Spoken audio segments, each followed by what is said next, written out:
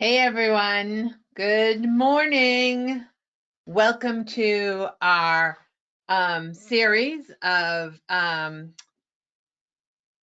webinars that we have been doing on the road to success. I want to thank Greater Boston Association of Realtors for sponsoring this program, and hi to everyone that I see. I see a lot of you logging on as we get started here today. So just going to give everyone a second as they make their connections and log on and pick up the sound quality, etc. from that. So while we're doing that, I just want to remind everybody, if you have not joined us before or have not joined us for a webinar, that today's broadcast is being recorded. So you will have the opportunity on the Greater Boston Association of Realtors YouTube station. So if you just go on YouTube and search for Greater Boston Association of Realtors, it should pop right up for you. And you can go back and watch some of the past segments that we've done, as well as this segment will be up shortly after that. Also want to remind everybody that you know I love interaction, so although we'll have a very large crowd on today, please send me over your questions, your comments, etc. So if you look, that should be down below you, but it does depend upon what device you're on and how you're holding the device, where your toolbar is. But you should see the icon of a question mark.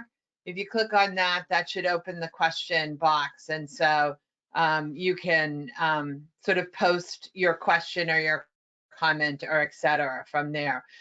You also, that is also where you can, sort of see some of the chat that's going on as well. So those are some of the things that you can utilize. So I want to make sure everyone knows what those things are. And if you just hang on a minute, I'm going to, I keep losing my mouse here, slide my camera out of the way here so we can see what we're doing. So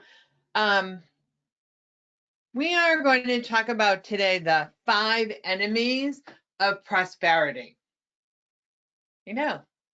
So here's the thought process, and here's where we wanted to, in essence, wrap up this 5-part series for you. Is really, we spent a lot of time talking about the really sort of practical aspects of last week we did You Can Call, and we've done the 10 things to do today.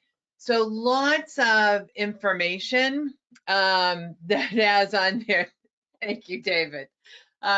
Lots of information on practical aspects.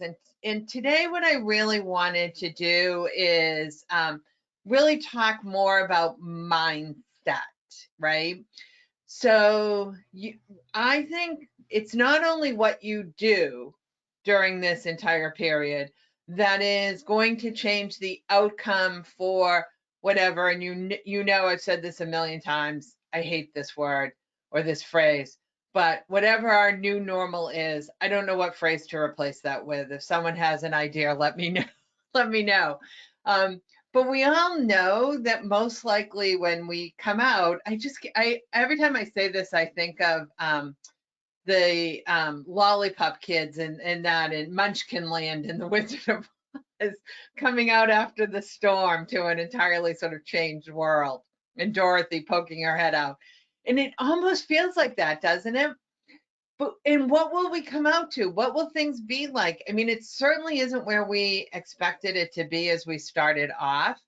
Uh, we were just on the verge of our spring market, right, for most of us. And again, I realize it depends upon exactly where you are and how that market may, sort of sway a little bit either direction. But we, for the most part, most of us were on the verge of a spring market, anticipated to be a really strong spring market. So what is it going to look like when we come out? And I just have a firm belief that what it looks like is up to us in 2 really important aspects.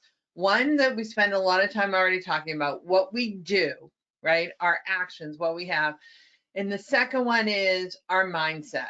And again, those don't happen after They're happening right now, which I think is so important for everybody to really sort of make sure that we have our actions in place that we're doing and we have our mindset in place. And that's what we're going to talk about. We're going to look at what are some of those enemies that really aren't necessarily new.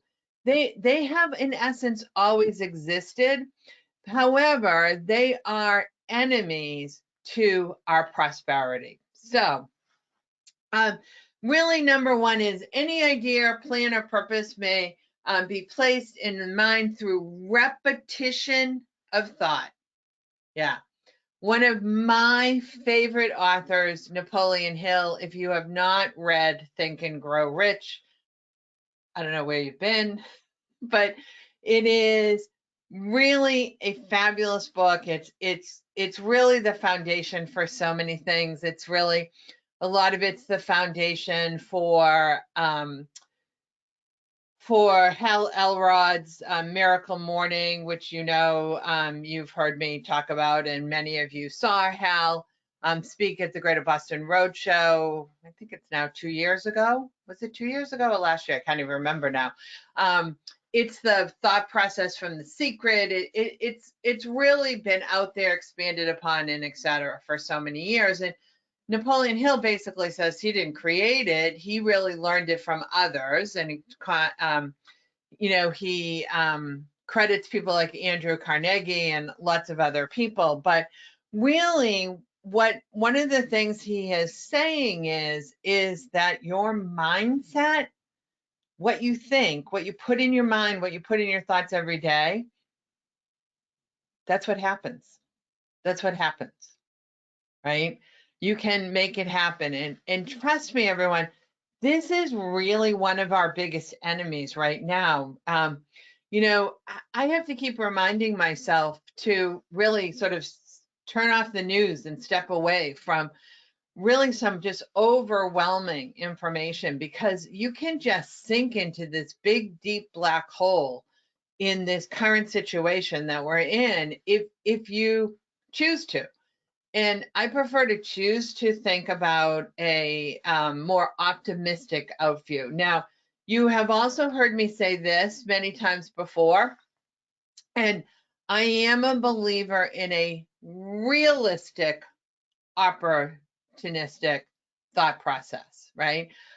I don't believe that it's all roses and cherries and I'll come out and rainbows and unicorns. I'll come out and of my door and it will be the midst of that hot spring market, right? And there will be 39 million buyers for every listing that I have, and we will go over 2.6 million over asking. I know, yeah, that's your listing, isn't it? I know, and I'm actually going to quote Hobie Hanna, everyone, from an article I read actually just this morning. He is the president and founder, the son of Ebby Hanna, which is, Hanna Real Estate. And he said this is most likely going to be like a deep V market. So we're going to go down, everyone, clearly down on this side of the V, but he believes it will rebound. And I thought that was a wonderful sort of realistic, optimistic view of where our market would be. So again, keep in mind that our biggest step towards our mindset is really our thought process here. So number one in our 5 enemies to prosperity is ignorance. It's almost like that word my mother told me never to say, right? Like stupid. You've probably heard this from that. And you're probably going, well, Jody, why are you referencing that to someone like myself who's literally sitting here? And I looked down the list of attendees and I realized that some of you have actually not only attended all 5, but some of you also attended the 5 broker sessions that we've done. So you really have made the attempt to learn. So many of you, I keep seeing you post on Facebook and et cetera, have used this opportunity to finish your C2EX designation from NAR. certification. Many of you have took the opportunity to do the pricing strategy in ePro that was offered free from Reback, and lots of the other programs that have been offered by lots of the other councils that have been here. And you said, Jody, so Jody, why would you say that one of my biggest enemies is ignorance? Well, frankly, it's not you, it's that guy. Yeah. And it might get that guy always bothered you, right? Those of you who do not have a problem with your mindset and your intelligence and your knowledge in the industry, this guy who lacks that has always bothered you in the industry. And frankly, this potentially could get worse. Here's what we said a number of years ago. You remember this one, everyone, the danger report that was done out there. And number one, they said, masses of marginal agents. You love that term? I loved that term. Are destroying our reputation. By the way, they ranked it a 5.0 on a scale of 1 to 5. So they ranked it the most urgent problem that we had.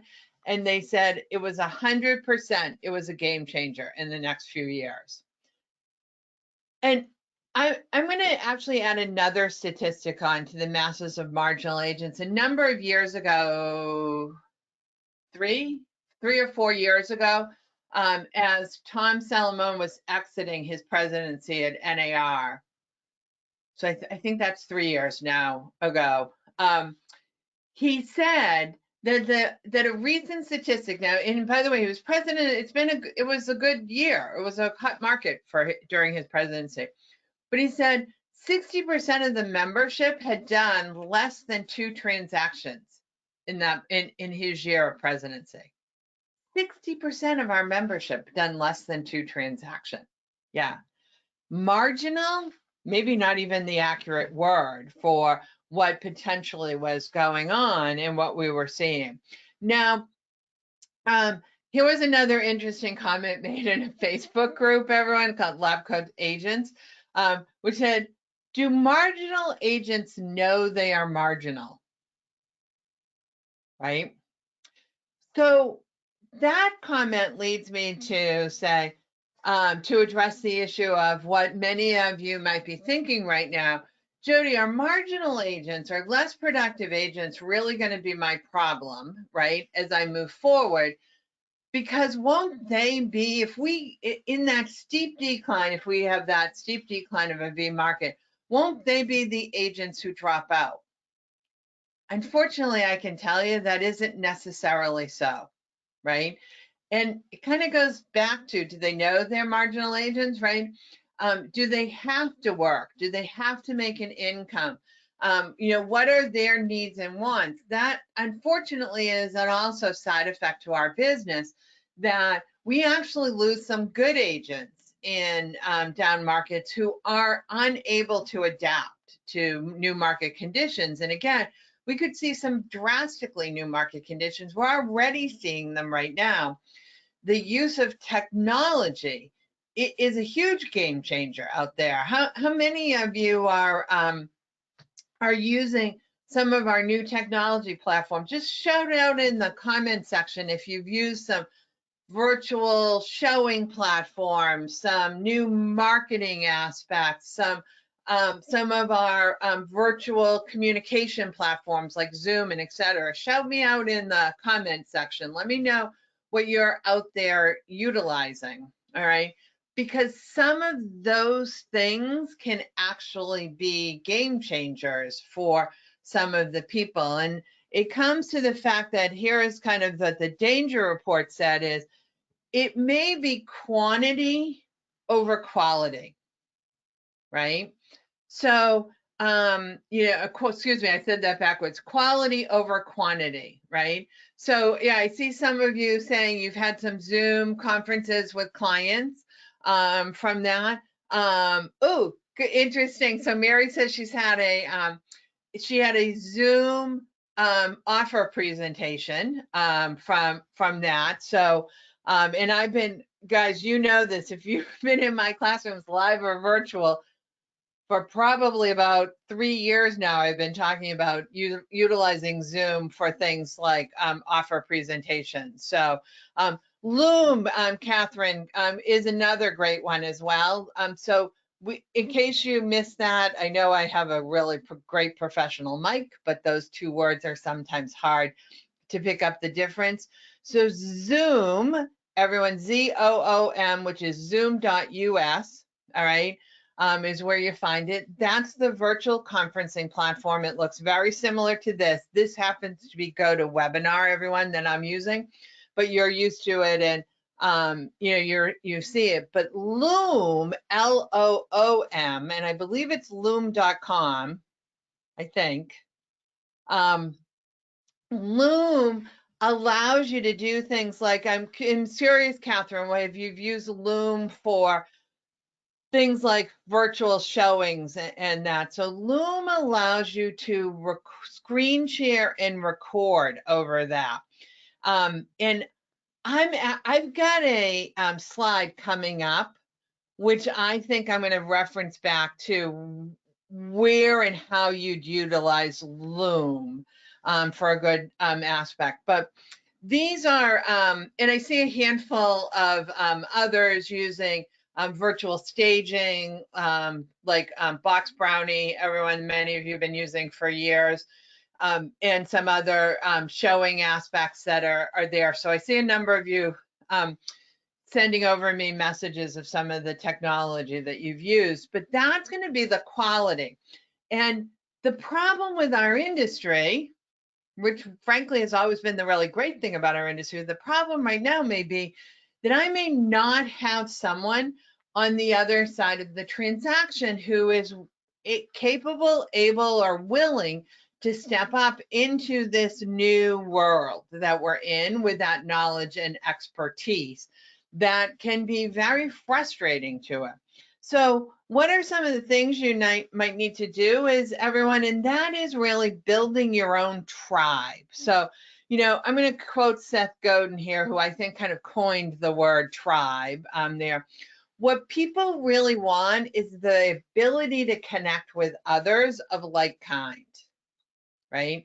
So really focusing on your own tribe, and that is from everything from your team, and by team I mean mortgage and appraisal and home inspection and attorneys and closing and title and all those different aspects of those people that have like-minded quality in mind, as well as my fellow agents, seeking out to rise to the top with fellow agents. I can remember everyone listening to a top producer on a panel at a program that I was speaking at fairly recently, and he said one of the first things he does when he gets an offer from an agent that he's not familiar with is look up that agent's production in MLS.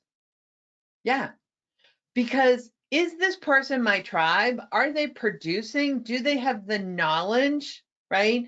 Do they have the quality to interact with me, or are they lacking some of that information? So that is a really interesting perspective long before this happened, and this may be something that's really important to us. So what we really want to start looking at is that creation of that quality, right? We need to, in essence, own it, sell it, and by the way, charge for it. If you have not taken some of our sort of premier designations, and you know I always call this the trifecta when I teach these, so if you've been in my classes, and I know many of you have in these programs, ABR, SRS, and RENE, representing buyers, representing sellers, and negotiation. 3 aspects that really make sure I have the quality behind it, and that and then I spend a lot of time in those things talking about protecting my fee. that comes along with it. Keeping those lines of communication open, I think, are also another really great aspect to creating that quality and that knowledge that is there, and then displaying that knowledge. And I thought you might be interested in this, everyone. And I'm going to pull this next slide up here. And at the same time, if you don't mind my looking down for a moment, all right, I am going to send this over to you in your question box.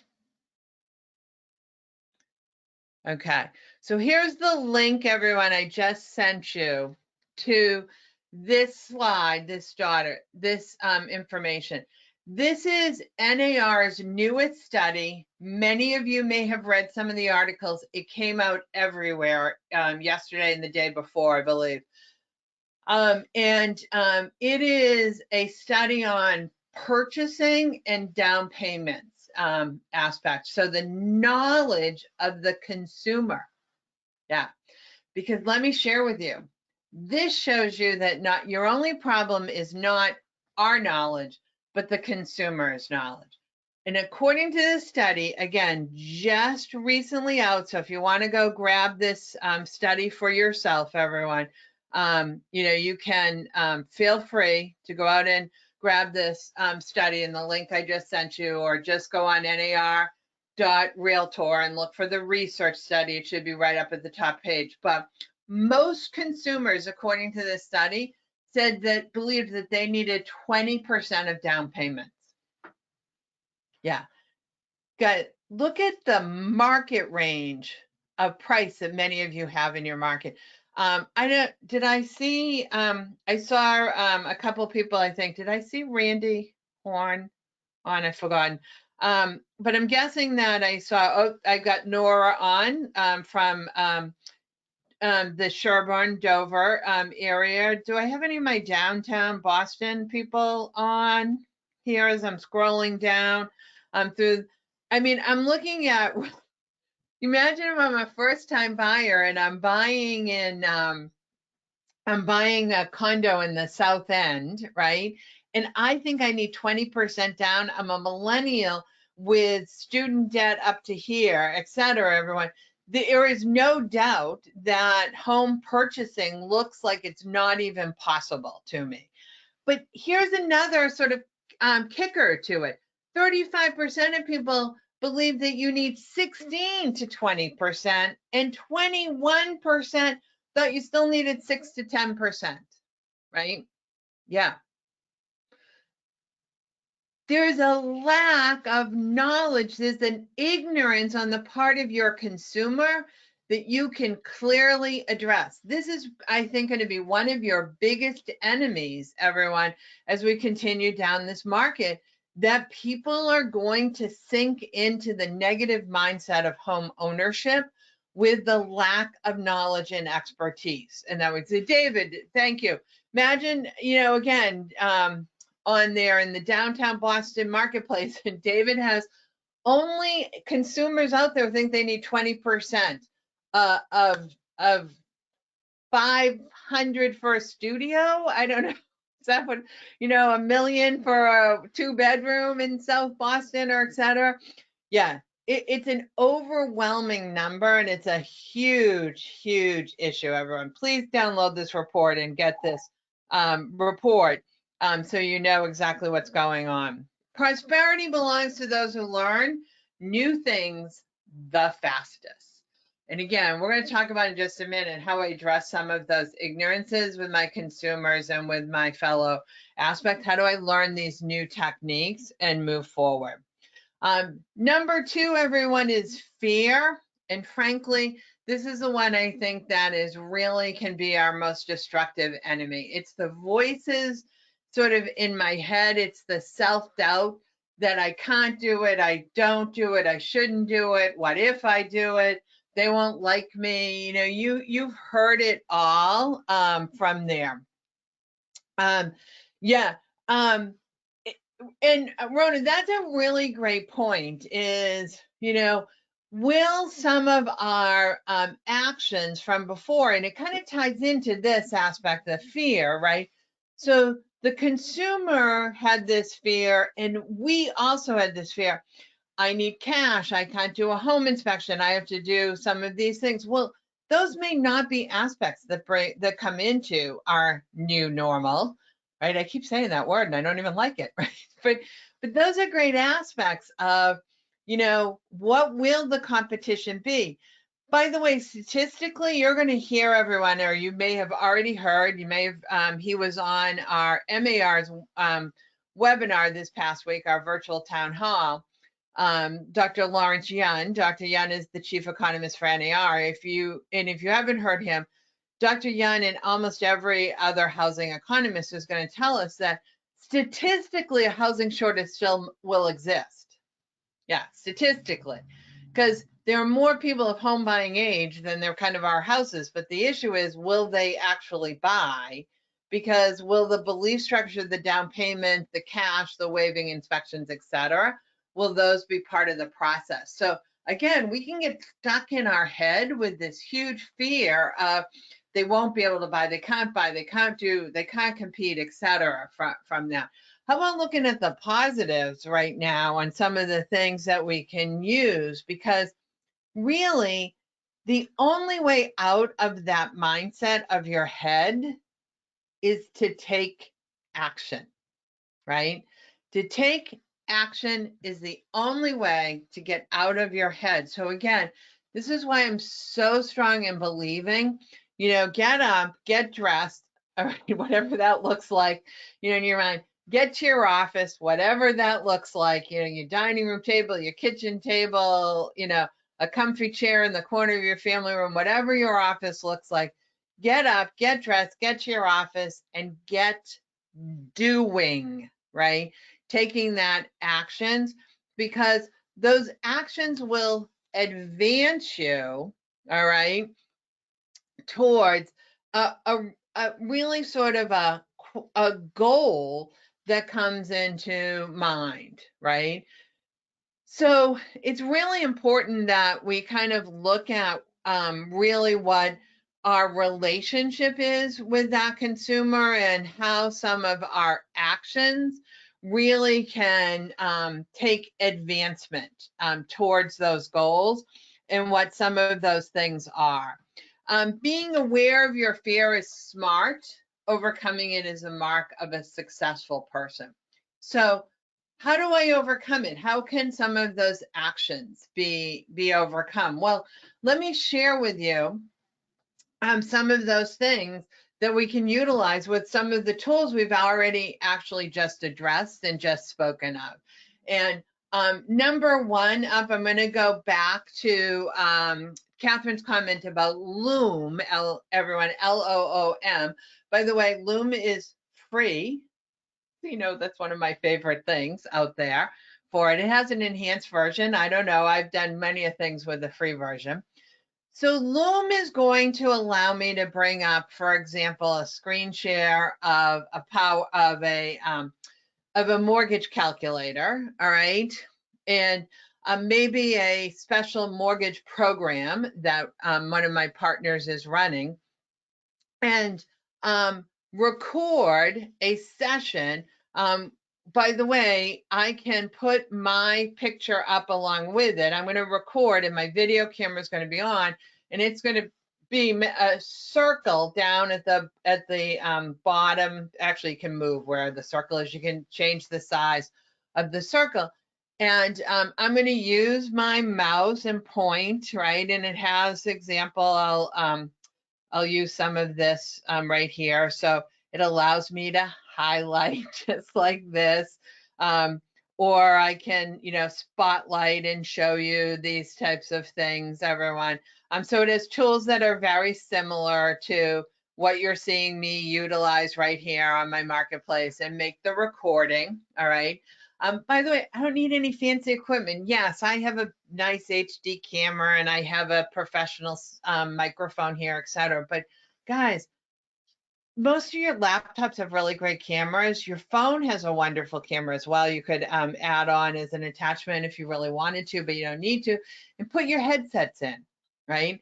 And we're all used to seeing that right now. I mean, even our professional news crews are at home with their headsets in and going through, which will give you excellent quality to record this little webinar on how you buy a property in downtown Boston with this special program that's 3% or 5% or et cetera, how you can negotiate or et cetera, and do this little recording on Loom.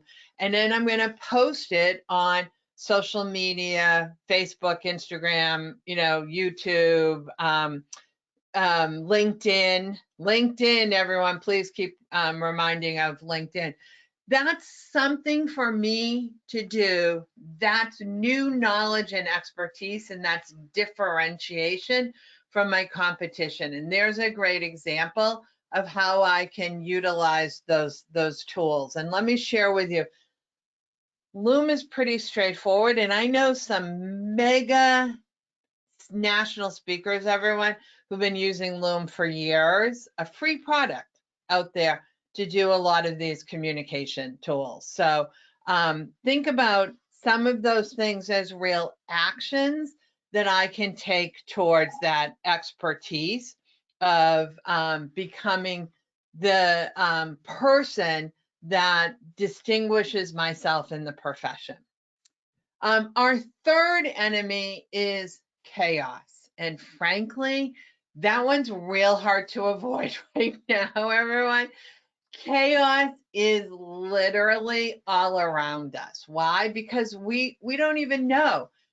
We have chaos on national levels, state levels, local levels. We have different chaos in different levels of professions, and our healthcare professions and our financing profession. Yesterday it was oil, right? We have chaos all around us. What's the cost? The cost is, quite frankly, huge. And the cost to us, everyone, that chaos means that we do nothing but put out fires, right? And when we allow our business to sink into that chaos, that's all we end up doing. And that time really is just this sort of time vacuum that just sucks us the energies. And what we really need to understand is we need to put out the fires, but we need to really put them out permanently, all right? Because the addiction to the fire and your extinguisher is really true. And there was a wonderful statement out there that I heard on a podcast, and I kind of wrote it down quickly, and I apologize because I didn't write down who actually said it, but he said it was really an issue with entrepreneurs that they were addicted to chaos, that they felt like they weren't really successful unless they were really doing something every single minute without a moment of free time, and full long expansive days and multiple days on end. And he said, that's a job, not a business. Yeah. If you're running a business, your business should not take control of everything. So you need to really make sure, are you addicted? Is chaos a way of a life for you? Does your real estate world look like this, right? Because right now it potentially could. Or are you in control? Do you have systems in place? And I think it's really important because, frankly, I think it may be more noticeable to you that the lack of systems really, because it's creating an entirely new chaos. And here are some of the things that I'm talking about. You have heard me say this before as well. You are not in real estate unless you have and use a CRM, a client relationship management, a database, right? And let me share with you, if that is true, then that's your number one step to overcome that ignorance and that get that quality going, is to create that database.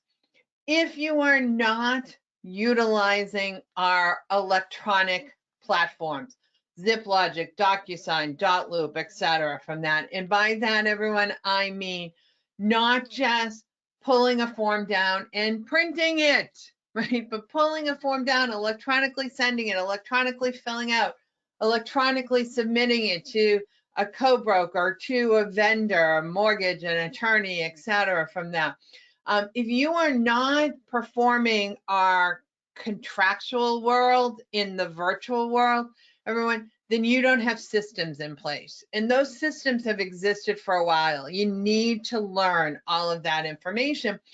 And it's almost like this was the hierarchy's plan for us to get us to buy into those things. They said, you don't know how to do your job without creating the chaos of trying to run around and deliver things and print things and et cetera from there. So we're going to actually socially distance you. So you're required to learn all of this. And those are the systems that I need to employ. The virtual platforms, the virtual communications, virtual showings, virtual client consultations, et cetera. Those are things that I think I really need, and I need to understand, and I need to make sure that I go through there. So Mary asks, what CRM, Jody? What would you recommend? Well, here's the thing, Mary. That's a question that agents have been asking me for, I don't know, 10 to 15 years, maybe my entire teaching career. Because my CRM actually went back to my very beginning of my business. I came from another sales industry where my CRM was paper file folders that I literally had to lug out to my car every morning. I was on the road in sales. And as soon as I got into real estate, I said, there's got to be a better way. And this is how I'm going to really date myself, right? My CRM was Top Producer. It was DOS base, and you backed it up on floppy disks. I can hear you laughing, right?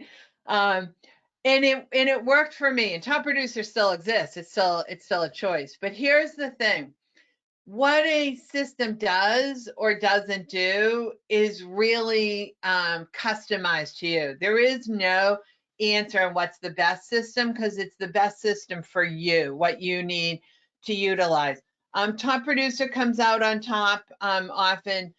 Wiser Agent, Brian Buffini's, some of our systems like Boomtown. Shout them out, everyone, in the comment section, so they don't. Realty Juggler. Those are some of the tops. I actually, at one point in time, went to a battle of the CRMs presentation at NARS, and I thought, oh my God, I'm going to finally be able to answer Mary's question that, the Marys have been asking me for a million years now, what's the best system? And the fact of the matter is there still isn't a best system.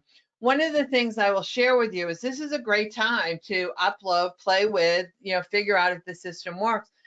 And most of them have like a free trial to the system.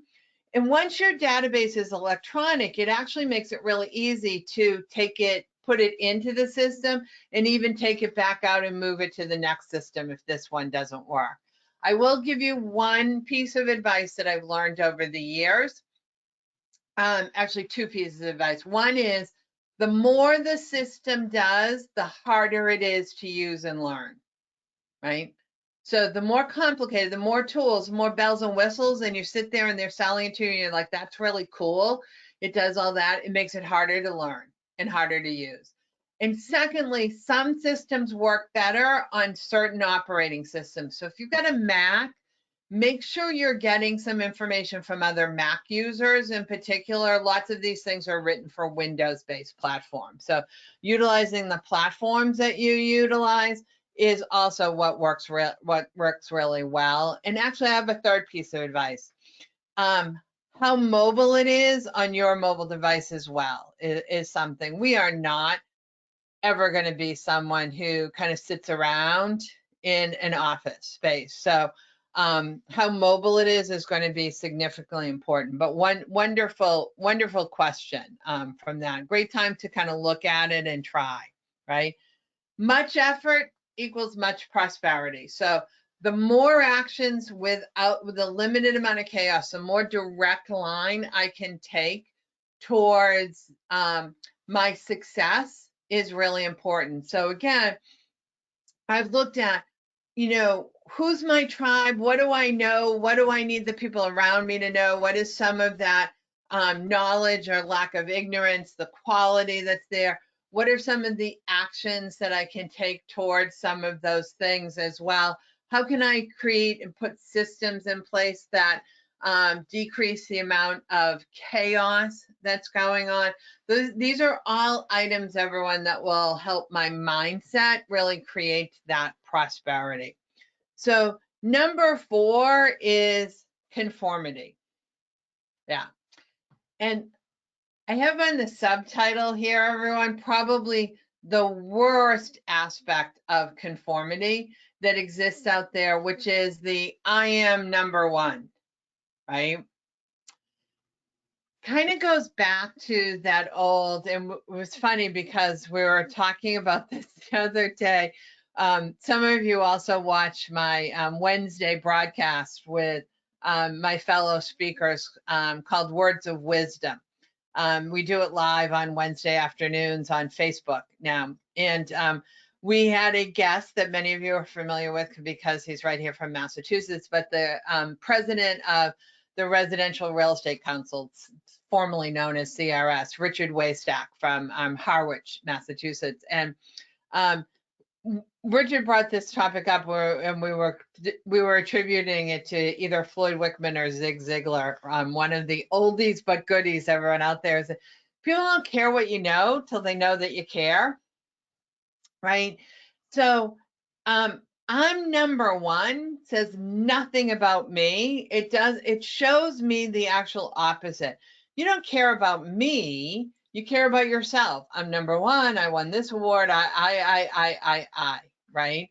And that is not the conformity I'd like to see in the industry. I'd actually like to see people move over to taking different actions or being unique to the industry, because conformity really can be an enemy. And I will give you this wonderful quote that I heard the other day that was, it said, it was Jack Welch, everyone. So you may remember Jack Welch, the CEO of General Electric. And Jack said, if you don't have a point of differentiation to compete with, then don't compete. Yeah. If you don't have any unique feature, then I really shouldn't be competing. So I want to look at what is my point of differentiation that comes about here. And I will also say that it comes down to a saying that I'm a huge believer in, and that is the riches are in the niches. You've all heard that aspect before. I have been teaching this concept to you in programs for as long as I've been out there teaching. I actually even found myself when in 2009, I went out on my own after having worked for a large corporate real estate company for a number of years, went out on my own, down market, etc. I actually had to learn the whole lesson myself from there. So I said, I speak and train in the real estate industry. And they said, oh, what do you speak and train on? And I said, what do you want me to speak and train on? Because I'll do anything, right? And I even made a few forays even out of real estate, And the fact of the matter is, what I had to discover is, if I pretended I was a jack of all trades, people believed I was the master of none. Yeah, you've heard that phrase as well from that. I had to take a niche market and be considered the expert from here. So what are some of those kind of points of differentiations? What are some of the things that you can actually go out and do? from there, these are the things that you can actually find yourself doing better at than other people. So we have lots of different ways we can niche. We can niche everyone in real locales. I mean, I often ask in many of my classes, what is your market area? And I've heard answers from all the way inside the 495 loop. Yeah. Hard to be an expert when you have that. Now, I can remember someone actually utilizing that phrase in association with something that was not geographical, which was her niche. And that was she was an expert in helping veterans using VA loans purchase, and her market area was basically inside the 495 loop. Yeah. So it wasn't geographical in nature. It was a buyer in a mortgage product was her niche in making that connection. So those are some of the things where I can do things better. And let me just share with you, as we kept bringing back information, I kept referencing back and what would happen if we had a VA borrower, et cetera. It was amazing the amount of information that really wasn't known out in the marketplace to her. So she had become that sort of expert. And one of her challenges was dealing with the ignorance, back to number one, who kept the prosperity from herself, from her clients, and frankly, even from the other agent and their client, was the lack of knowledge on the other agent's part to this particular buyer and loan product combination, right? So understanding that I can look at a point of differentiation. I'm sorry to say this, and I almost want to preface this by, don't listen to me, up there. But this may be another aspect. It will be the third time in my career where the knowledge, the expertise could come in aspects like short sales and foreclosures. Should I have whispered that? I think maybe I should have. I know. You're right, John. I should have whispered it, right? She said, right? And that's exactly what happened. But I could learn to do things really better. And I can share with you, I know people that really not only kept their business going, but elevated their business and became ultimately really successful businesses because of those specialties that exist. So understanding that prosperity really could come in the form of differentiating myself, which means focusing down or laser focusing my business into a particular topic there. So Rona says, don't whisper it, you're telling the truth. Thank you. And again, I truly believe it. And not everyone, I'm going to simply say, and I don't know, Marion, I saw you were on, and I don't know if you're near your keyboard to type into this. So, but Marion's Marketplace is one of our higher end marketplaces. And I'm just curious as to what you're seeing in your pending sales from that, because frankly, everyone, that may be something where you have to quiet your voices in your head that say, I can't sell luxury property, that people won't be buying vacation property. Marion's in Nantucket, everyone.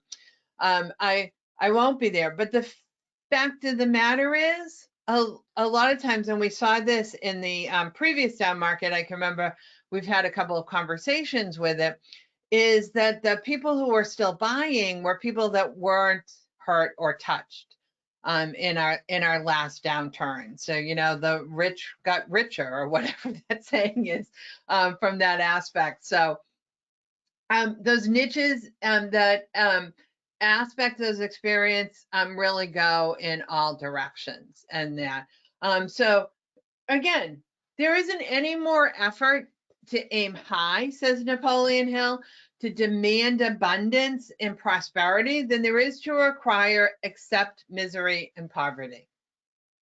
Isn't that kind of amazing? Yeah. There's no more effort than to sit there and do the, oh, woe is me.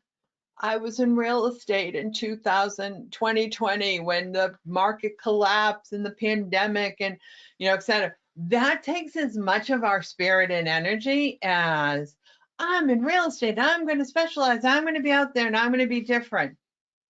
Yeah. Think about that one for a second. And here's number 5 coming up, everybody, is anonymity, right?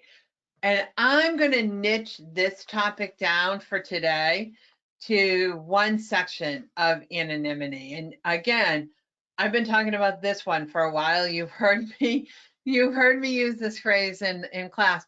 A buyer agent, seller agent, or a secret agent, right?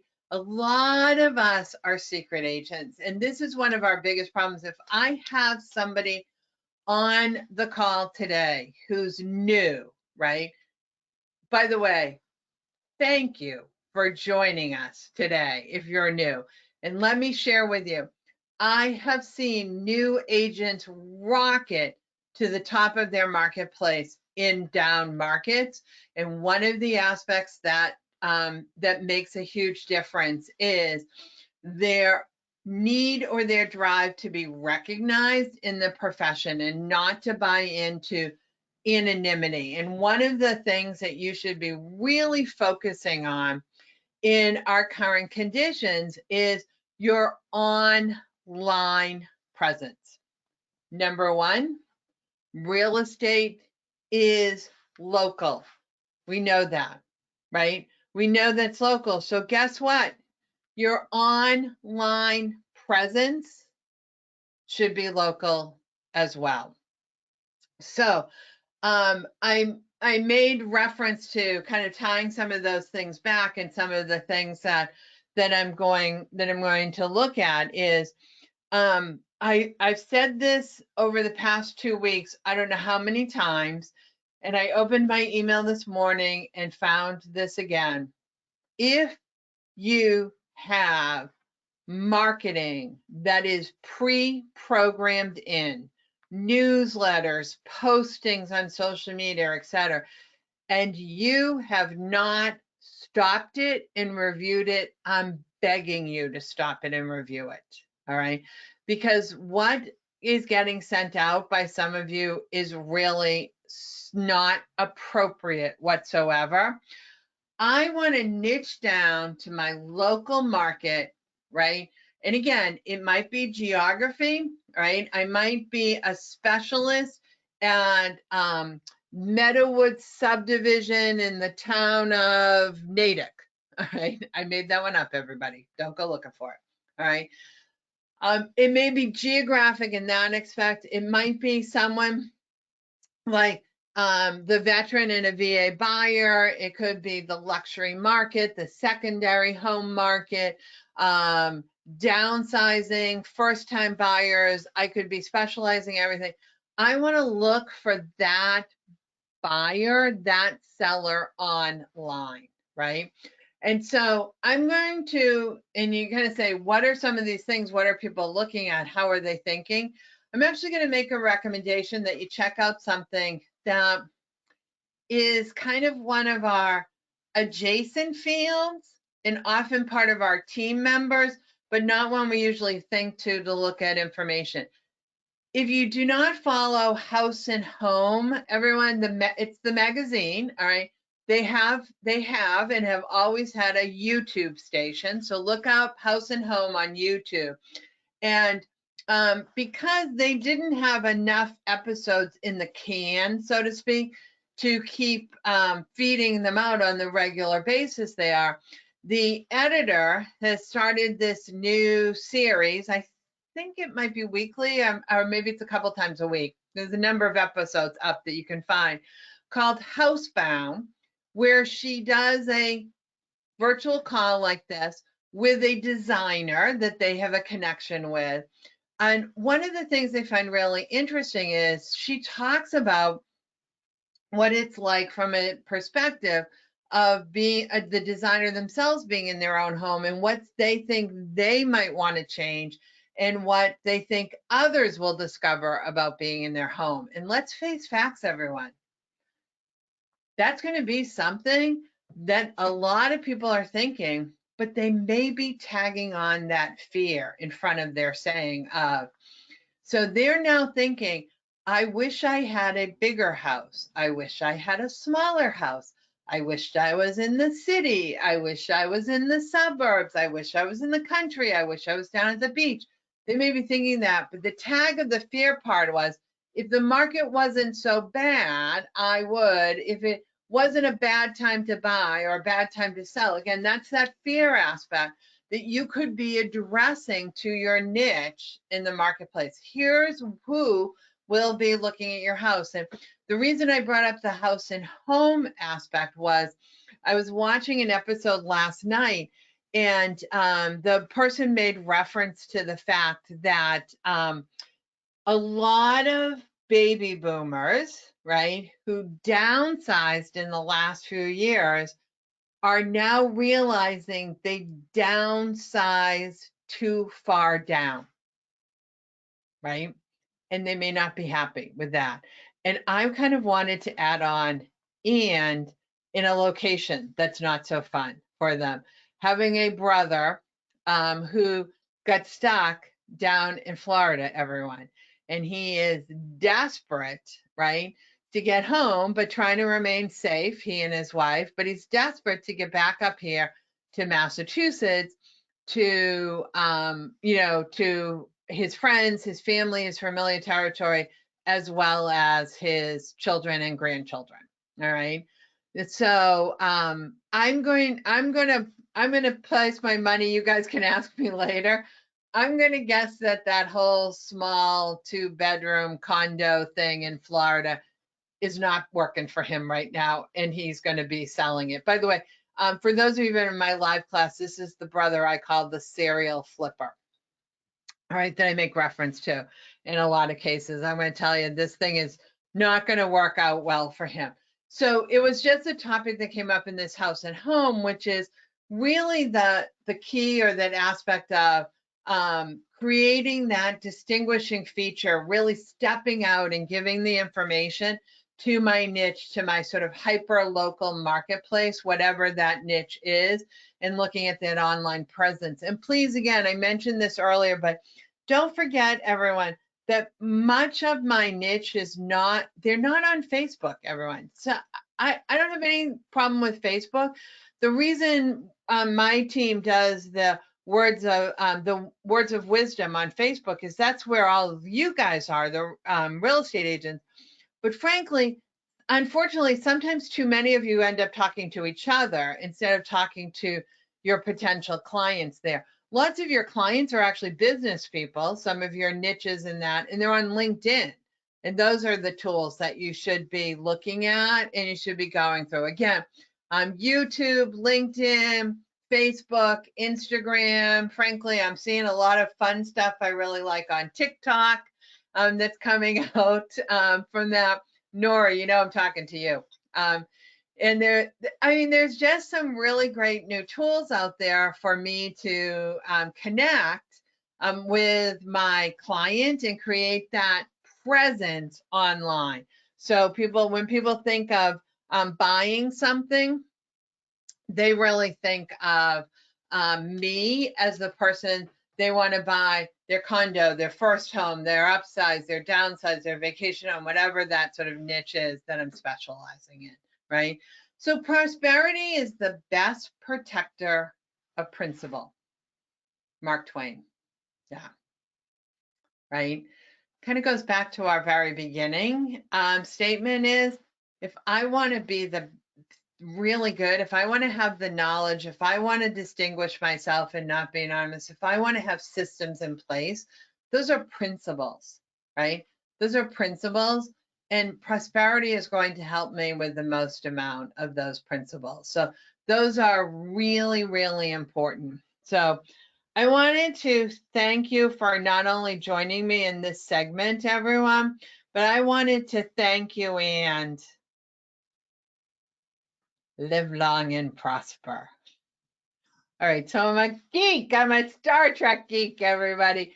I really want you to overcome these enemies, and I want you to go out and prosper. I do want to remind everybody, please reach out to me. There is my connection. Look for the replays of this on the YouTube station. Let me know what you're interested in seeing.